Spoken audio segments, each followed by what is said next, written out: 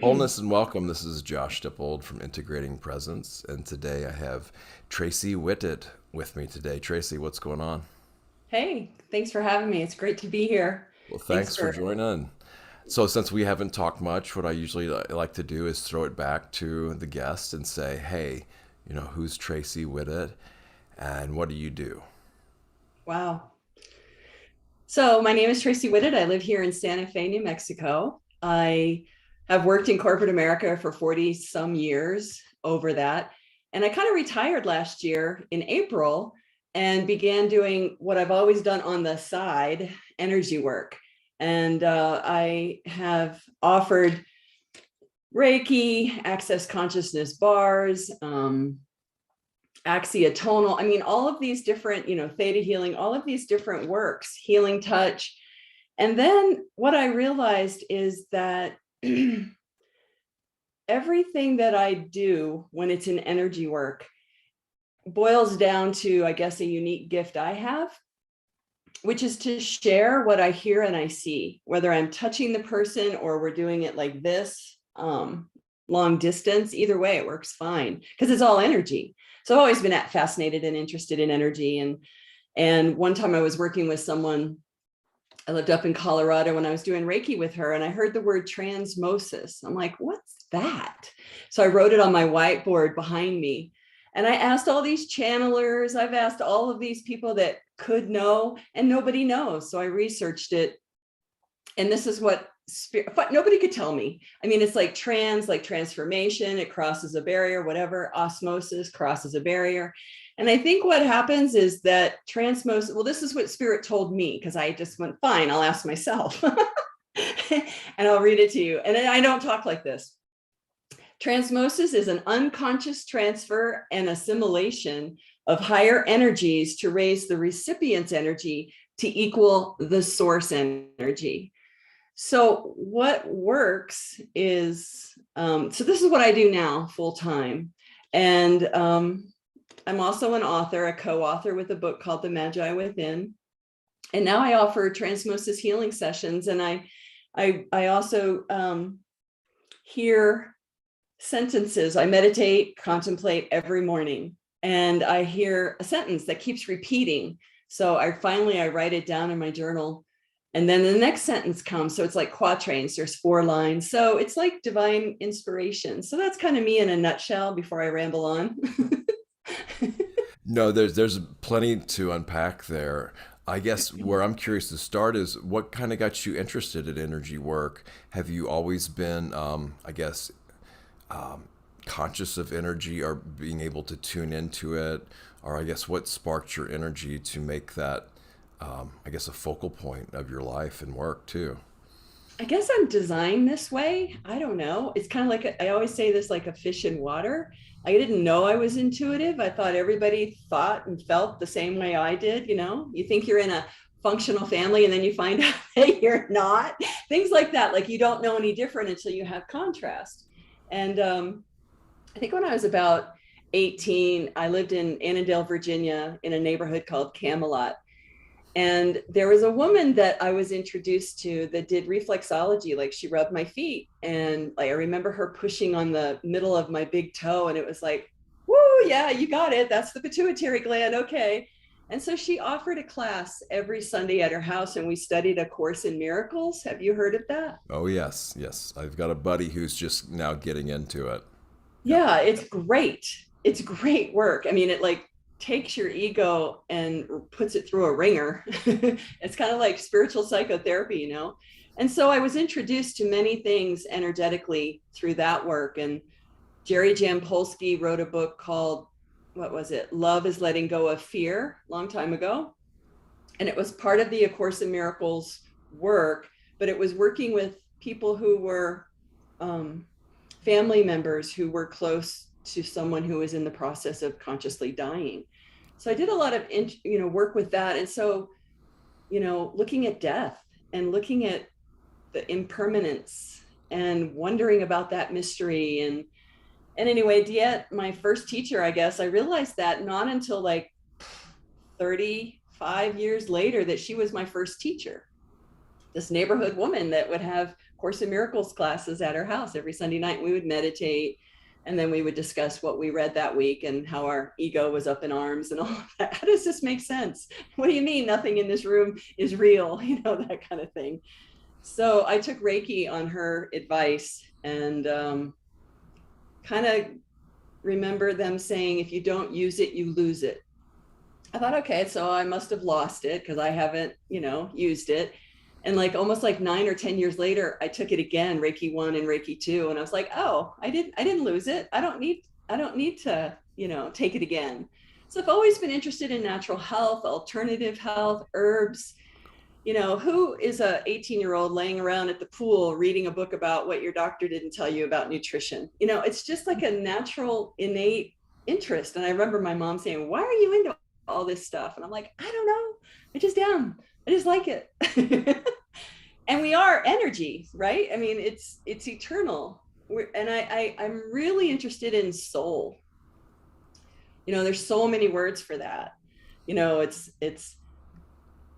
It's consciousness. It's what is eternal and what keeps on living and experiencing. Like, what is it? Einstein said, energy cannot be destroyed or not. It can't be destroyed. It just changes forms. Yeah. Transforms, transmutation, transfiguration, transmosis, So I'm just innately interested in it. Very cool. Yeah. So yeah, I'm not. I haven't studied Course in Miracles, but I'm obviously familiar with just the because it's a huge body of work, and so many people are involved in it. From what I understand, little I understand of it. So the one thing that stuck out for me though, when you were mentioning the definition of transmosis, is unconscious. So, and before I forget here, I thought maybe, well, is it possible to become conscious of that? And also, I want to talk maybe a little bit about your clairaudience and clairvoyant skills too. Just like when you first notice that, if things like, do you notice when they increase or decrease? And any tips on people who are looking to train those abilities and just in general. So there's plenty there that I threw out work on. I think they meaning my guidance, said unconscious because I can't see it. It's what makes the wind blow. That's like in Reiki, it's like the universal life force. It's kind of invisible. And I think it's Buckminster Fuller said 1% is visible and 99% is invisible. So what the heck is going on with the 99%? It's like, wow. And so we are here, physical, bones, muscles, blood, all of that. But what I've learned through my training, I took multidimensional body balancing. It's like we're a hologram. I mean, it's just so hard for my brain to wrap around this. But with the inner world is the invisible world. It's like when we dream, when we meditate, when we contemplate, we are connecting to, some people call it higher self, some people call it divinity, divine. But I think that we're divine humans. I mean, we have our strengths and our weaknesses. Carl Jung talked a lot about archetypal energy. And so like with the Native Americans, what do you focus on? The two wolves, fear or love? And it's really love. I think energy work is just love in different frequencies and vibrations. That's what I believe. And that's what I've come to know. So that's what I think about with the unconscious. And I think it can become conscious when you connect. The true thing about life, what I have learned is that you need to connect to yourself on the inner. That's where the action is. That's where you get insights. That's where you are guided. It's like, do we really have free will? I really don't know. I mean, we have free will about how we're going to react to a situation, but I kind of wonder about that, like this mystery of life and death, and you're here 1 minute and you're not the next. And how can you make the best life possible? And a lot of times these things are unconscious because like in our DNA, we inherit a lot of stuff from our ancestors on the mother side and the father side of the family. So how does that work? How does energy travel through those little, DNA is invisible. Cells, our cells in our body are invisible. So it's like, what is really going on here? and and we have a lot of bodies. We have energy bodies, and then maybe you've seen it depicted on the internet or in photos, but it's like the aura, the energy field around us, or people that can go like this, rub their hands together, and you can kind of feel something. That to me is invisible. Clairvoyance, I understand. The true clairvoyance is when you can see with your eyes open. I see more like when you meditate or when you dream. I have my eyes closed. Yesterday, I worked south, an hour south of here in Albuquerque, and I worked at a health fair. And I had a lot of clients come in, and each person's energy is completely different. So what I do and what I advise your listeners to do is every day, like brushing your teeth, taking a shower, whatever, is to meditate. And meditation is sort of like you're in the receiving mode. And contemplation is like, well, what if I were to contemplate love? What if I were to contemplate health? What if I were to contemplate presence? And just focus and breathe and just connect to yourself and calm down. It's like taking a pause. It's taking time for yourself. It's loving yourself, really. And I do that every day. And some days meditation is like, oh my God, I heard and I felt and I know where I'm going now. And other days it's like, all right, I'm watching my thoughts go around here. What's going on? It's just, I can't tell you how to make every day a great day other than connecting with yourself and remembering that you're just a human being here in this body, but there's a lot more going on. Again, that 99% invisible. Yes, this is one of the intentions I set before even getting out of bed in the morning is may this day be one of the best days ever. And that intention setting I've found has been so helpful. And of course, the meditation, that's the core of my practice. I've had a daily practice since 2012. And even on Christmas, when I visit my folks, they understand that I just, that they have time. Usually I'll do it before, everybody goes to sleep. So it's not that big a deal anymore. But it really makes a difference. And even just a daily practice of anything, something is like a constant, something that we can fall back on and rely on no matter what. Something you can do every day, even if it's just for a few moments, is really big thing. And it's right, meditation is huge because that's where it's a lot easier to have the kind of inner sight. And these inner realms, they're boundless, right? Because I'd say maybe when we get to about our 20s, we've probably familiarized ourselves with just kind of the possibilities that there are on the external world here in life. Sure, there's always going to be, different things, but there's not going to be too much that comes along that will just like totally blow us away on the external. I mean, there are, but I mean, it becomes less and less as time goes on. However, on the inside, on the internal realms, they're just vast and limitless, and there is no really limitations on them at all.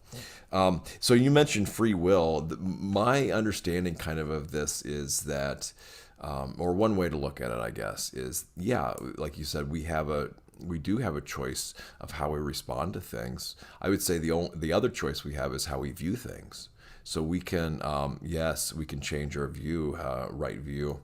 Also, and I would say, a lot of the things we experience could possibly be due to our past actions, fruits of our past actions, and then we have a choice possibly how to how we see that and how we respond to it. And that will, because what we do, think, and say matters, and they will have, skillful, when we act skillfully in our thoughts, words, and deeds, then they are going to have skillful fruits. Yeah. So and then what was the other thing? Albuquerque. I was driving through there. I think it was 2015, and when I was on my way to Sedona. It's a beautiful town. I think I stopped on the way back at the petroglyph place. Amazing area there too. Yes. Really cool energy out there as well. Yeah, the land is very ancient and potent. It's very quiet. It's the desert. You think nothing's going on. It's kind of like life. It's a lot of things are invisible. These things that are happening. There's life happening everywhere. And how can you make it the best possible way? Like you talked about perception, you know, being conscious and meditating and getting connected and in touch with your own inner creation, because we're co-creators here. I mean, we create our reality. And if you don't like it, then you can change it. And that can take work. And then as you connect to yourself every day, even if it's 2 or 3 times a day or just once a day in meditation or interconnection, it's returning to neutral is what I call it. It's like getting into your heart space, and you can send your energy in your mind's eye, kind of like a floodlight or whatever, all the way down through the chakra system to the center of the earth, and you ground there so that you're fully embodied. Because I don't think we want to ascend out of our bodies. We want to be a soul embodied, you know? And so you're connected to the earth, and then you come back up into your heart space, and then you send your energy out your crown and connect into that ocean of love. And what happens is you're heaven on earth. You're fully connected, as above, so below. And when we get charged, meaning positive or negative, that's kind of an imbalance, if you will. And I think Buddha talked about it being the middle way. I mean, if you can operate from your heart and be fully grounded in your body and connected to source or the divine, you kind of like are empowered. And that's what it's all about, being empowered. Go ahead. Embodiment is so important.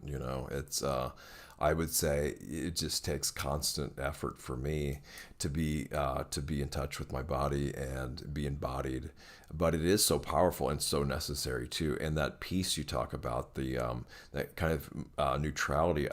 I love the word equanimity, because it doesn't imply like an indifference or anything. It's like this a really grounded, balanced love. It sees and wants to help, and loves and cares, and at the same time it knows that I can't make decisions for other people. It's kind of like a grandparently wisdom where I'm here to help, and I can do I'm here to serve, and at the same time I realize that I don't need to get upset or I guess ungrounded, unbalanced, because I want to help the person and I can't make their decisions for them. Right?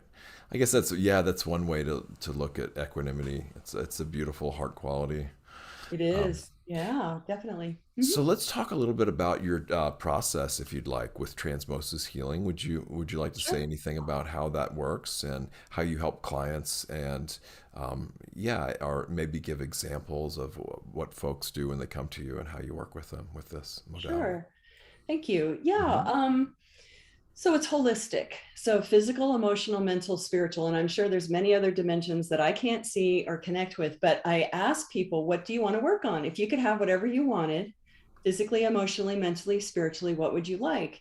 And they fill out a little form. They let me know where they're at.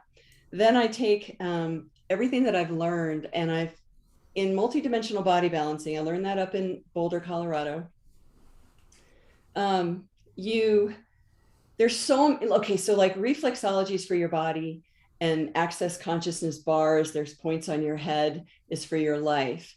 Multidimensional body balancing is like that on steroids, both of those things, because it's like spiritual anatomy, it's like spiritual hygiene.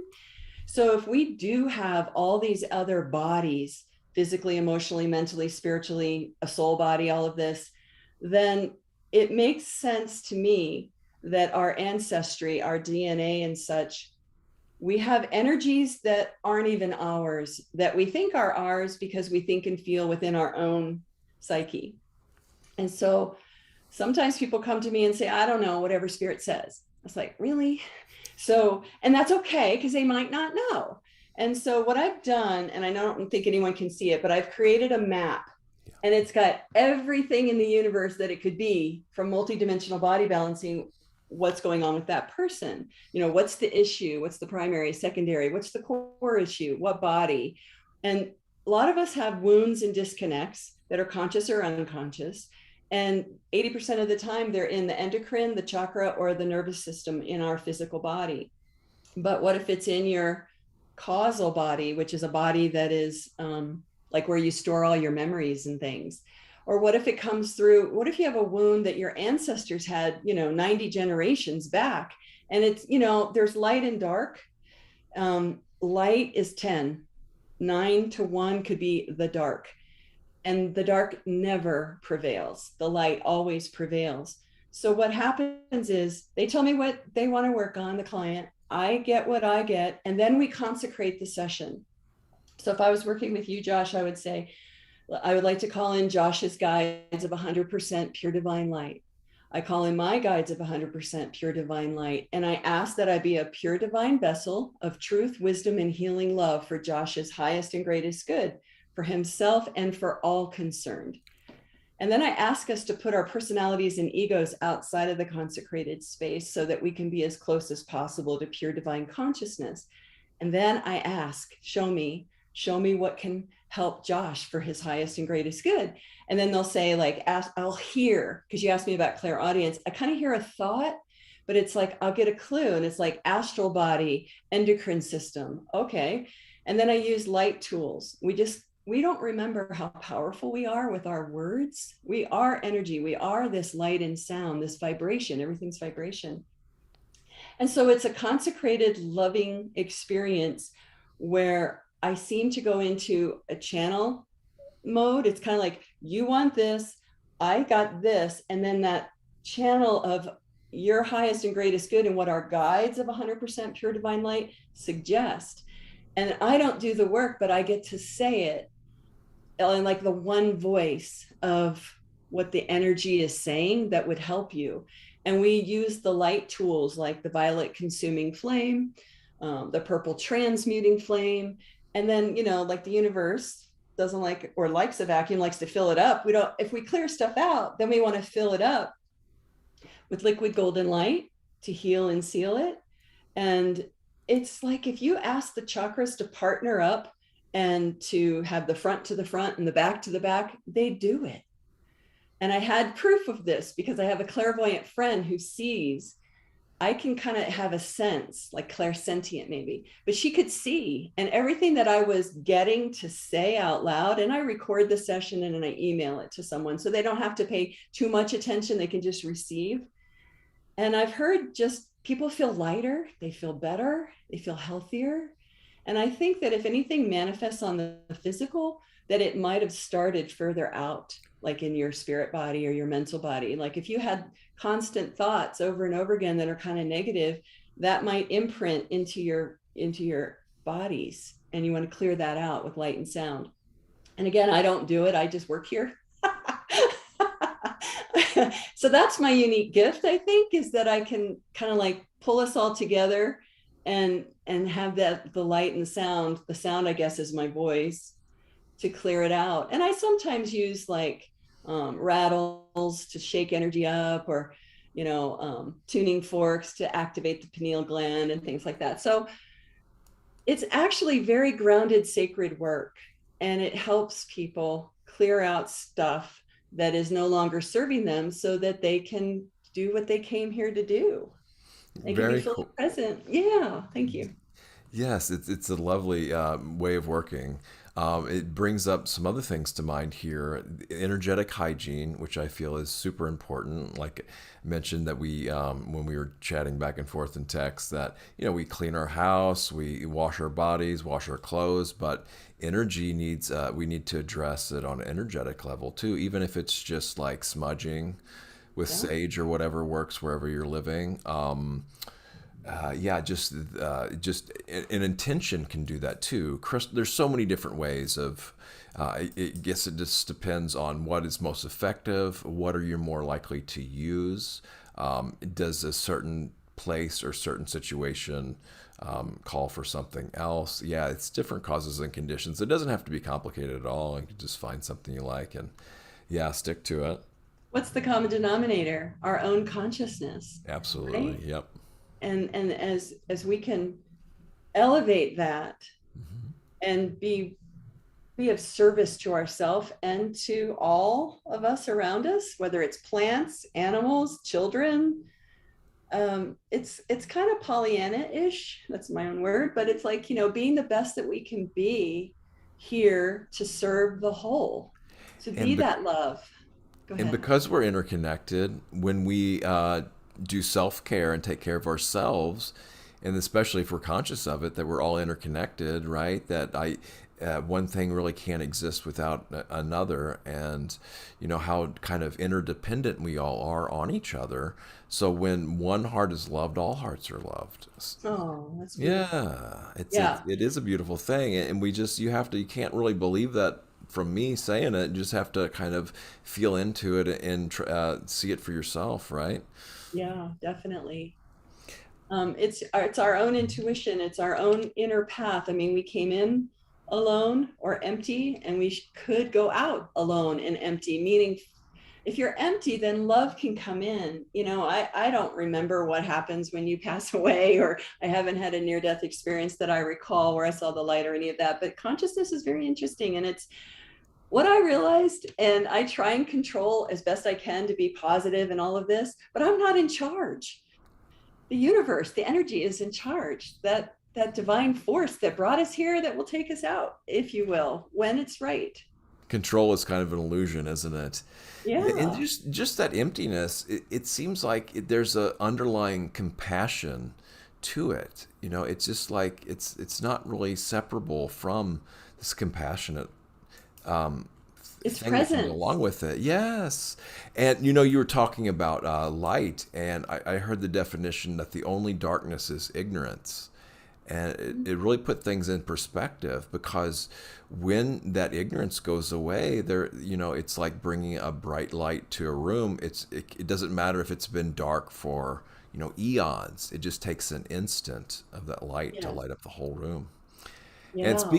speaking of light, I've noticed, I don't know if this will show up on the video, but I've noticed with some folks, I can see kind of like their background, the light will change, like depending on, I guess, maybe emotional or energetic charge. There'll be certain different colors. And I don't know your lighting setup there or whatever, but I noticed the light will fluctuate every once in a while.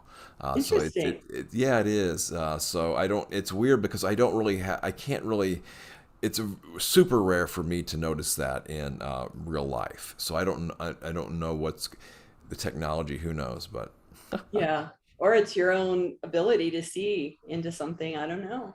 possibly, maybe I should do a screen recording on my end, because I've noticed that sometimes it doesn't show up on the final video. So I don't know what's going on. It's interesting for sure. See, it's a mystery. It's Right.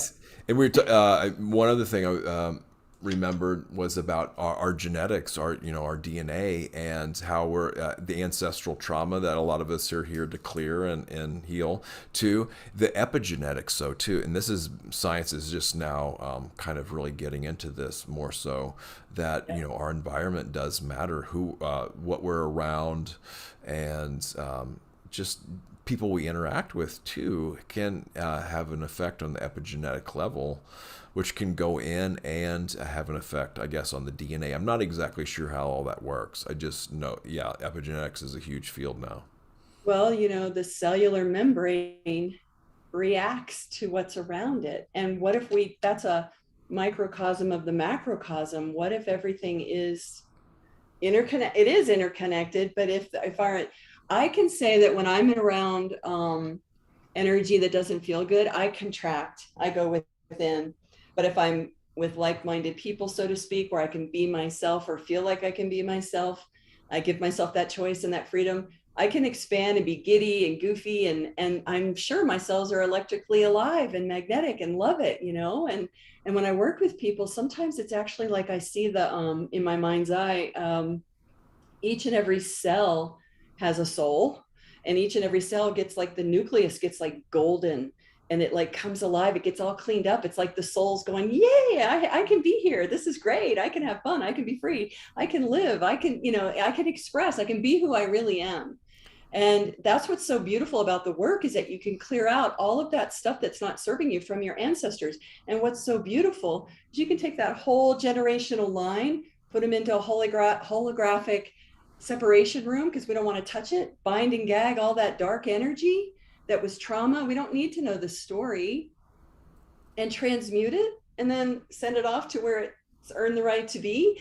All these different phrases are very interesting that I had learned.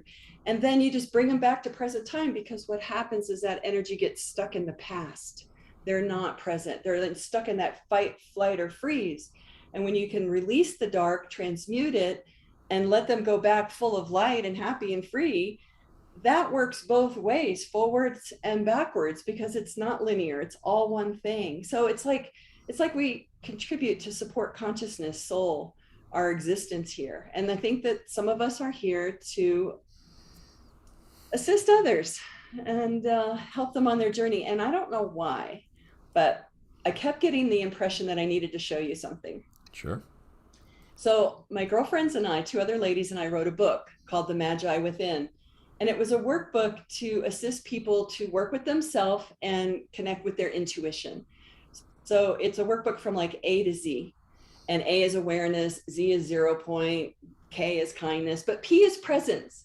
And we wrote a chapter for each of these so the person would like be with presence all day long, kind of a thing, and just do it as a spiritual exercise for themselves. So we also did artwork to go with each chapter. So here's presence, and I want to show you. Can you Oh, see it? so cool. Yeah. And that ties in with the golden energy you're talking about with imbuing the cells with. And I've heard this before too, how powerful the golden energy, golden light energy is. And it It's kind so of feels cool. like there's some guides and stuff, golden beings all around. It's hard to see on the screen, but it's kind of like one of those when you look at a picture and then all of a sudden it pops out, like so I The, wanted to show the you the magic present. eye. I remember those when I Yes, was a kid in the paper. Yes. yes.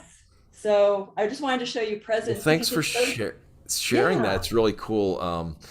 Yes. So maybe we should start wrapping up now. But there's so much like we could go on and on about.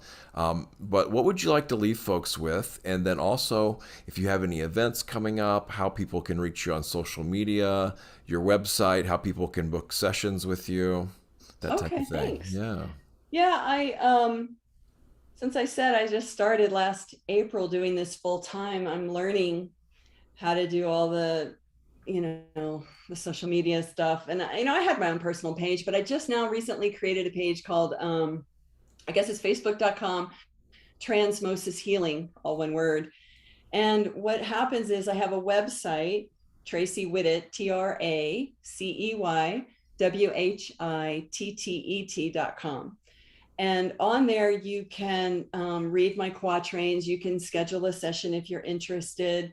I'm in the process of creating classes. So I'm putting one foot in front of the other. And right now I'm just kind of like being brave and coming out and sharing with people what I do, because that we talked about epigenetics. Like if you're in an environment like corporate America, you don't want to go around and say, yeah, hey, I do spiritual healing and I'm intuitive. It's like, kill me now. You don't want to do that. So, yeah, I'm just showing the world that this is possible. And really what I would like to leave people with is to remember how amazing you are as a person, and how you're not just skin and bones. You are spirit. You are a divine human. And I want to invite people to really, really, really take good care of yourself, because it's cumulative. I've always been interested in holistic health, and I eat organically. I try to have all the colors on my plate, all of the things. I've been around the block, and I've been doing this for a really long time. And I remember, like I said about corporate America, they're like, could judge you, and then you would contract, but instead I'm just being, this is who I am. And if anyone feels the call, then I would love to help and serve you. And I don't like dependency. I want to teach you how to do it yourself.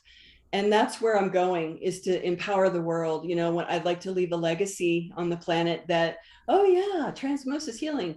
Is that a made up word? Maybe, but I heard it from spirit. And someone said to me that I loved, she said, no, it was a divinely appointed word. So I don't know if this is ancient knowledge that I'm just becoming aware of in my physical form now. There's so many things my mind could think about. So I want to remind people of how sacred you are. If you can connect and just breathe, I mean, you can trick our nervous systems. Oh my gosh, are so on with the world, with the COVID, with the war, with all this stuff, the media. And I worked for a newspaper. I remember, it's just like, if it bleeds, they read. So just kind of like tune out the world, the outer world, and connect to your inner world, because that's where the love and the bounty and the beauty and the health really exists. And if you need an energy coach, I guess I could call myself that. But to kind of like get you started, I kind of feel like a lawnmower sometimes, like you're pulling on that thing and then it just starts. That's what I want to do. I want to incite in people to get that spark of divinity within you going, so that you can lead a happier, more fulfilling life. And it's really possible. And I can't say that I'm like all happy and great every single day, because we're all transmuting and changing as we go. But you can have help along the way, you can have support along the way. And that's kind of what I do now, is just offer one-on-one sessions. I'm not doing group work yet, but eventually I might. I think that would be the way to go, just to serve ourselves and humanity. And I just want to empower people to remember who they really are, that they are this divine being of love and light. And you can emit that effortlessly and make it really easy. So if you just clear some energies that no longer serve you, people who have cancer, I worked with a client every week just to clear as much as possible.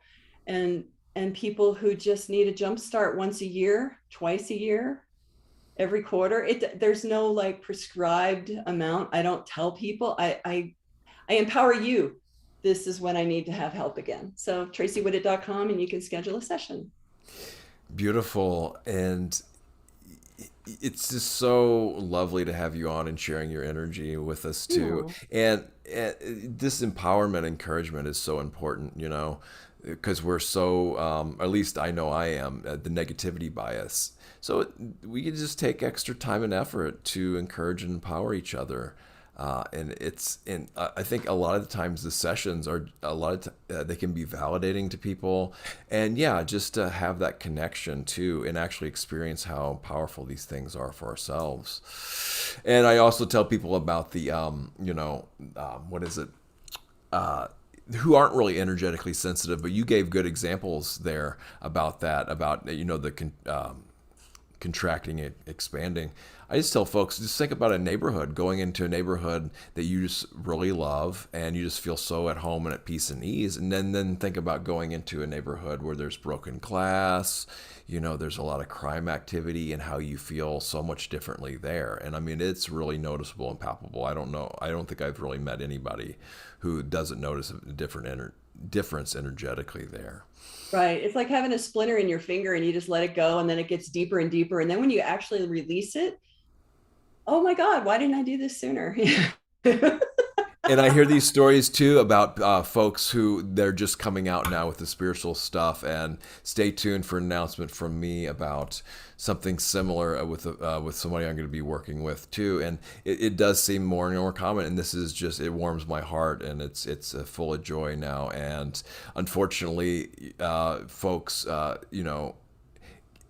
have to finish up their worldly career, and then they can go into this. So there's nothing wrong with that, because sometimes the other things are just too risky depending on what kind of situations we're in. But either way, my hat's off to you. Kudos to you. I'm glad you're doing this. Wish you all the best, all your clients and people you get to work with and interact the best, and of course for all beings everywhere, because we are all interconnected. So may all beings be safe. May all beings be happy. May all beings be healthy and strong. May all beings live with ease, and may all beings realize awakening and be free. Thank you for joining again, and may you all be You. blessed with a lovely day. Bye now.